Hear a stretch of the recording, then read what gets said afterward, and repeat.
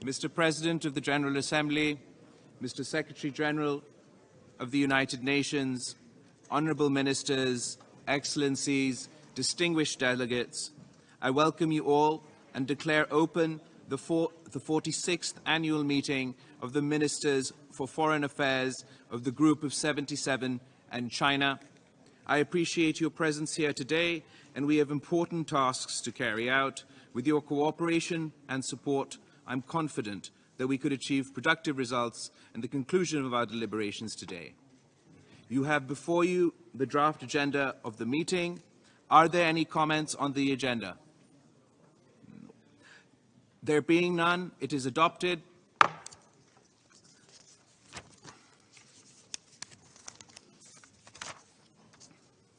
Excellencies, distinguished Secretary General, distinguished delegates, ladies and gentlemen, allow me to first thank all members of the Group of 77 and China for their trust and cooperation with Pakistan as the Group's chair during the current year.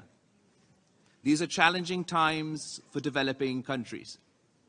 We have suffered disproportionately from a series of shocks: the COVID-19 pandemic, rising commodity prices, the proliferation of conflicts, and the growing impacts of climate change. Our challenges have been exacerbated by a deficit in solidarity from our developed country partners. As a consequence, we now face the triple interlocking crisis of food, fuel, and finance.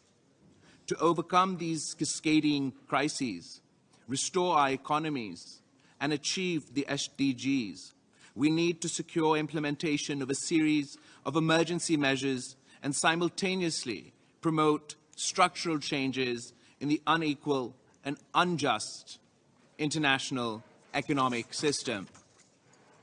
The emergency actions must encompass the following. 1.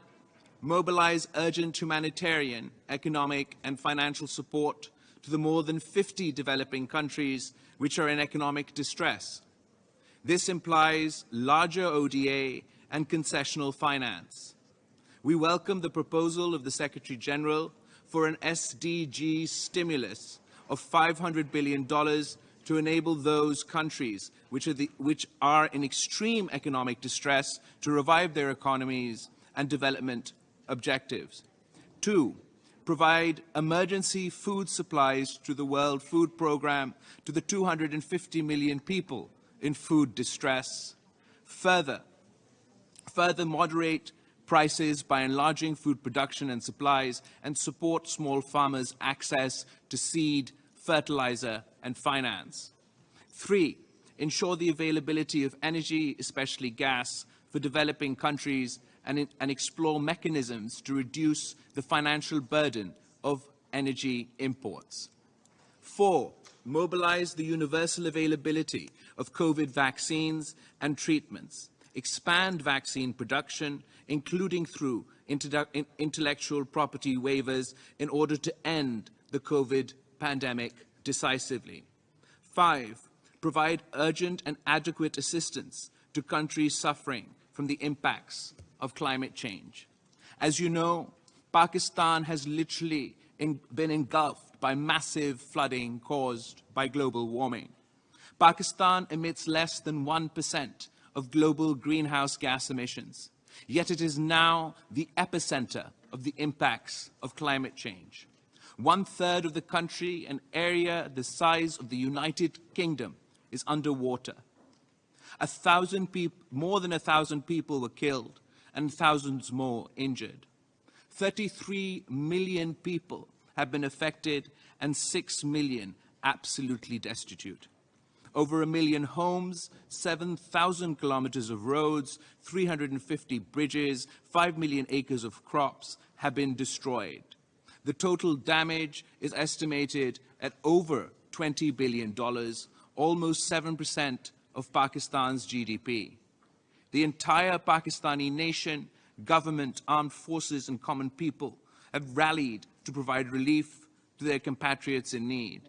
And we are grateful to our friends, including members of the Group of 77 in China, for their generous support that they have provided Pakistan in our relief efforts. We are confident that their support will be sustained as Pakistan moves to the daunting task of rehabilitation and reconstruction. And we are incredibly grateful for the Secretary General of the United Nations for arriving in Pakistan at a time of distress, witnessing firsthand the apocalyptic devastations caused by these monster monsoons, and becoming Pakistan's champion, becoming the developing world's champion for the impacts of climate change, and for his leadership on this issue. Excellencies, beyond the emergency actions I have outlined, we need to promote global structures and policies which can end inequality and inequity among and within nations, and enable all developing countries to achieve the SDGs and the goals of the Paris Agreement.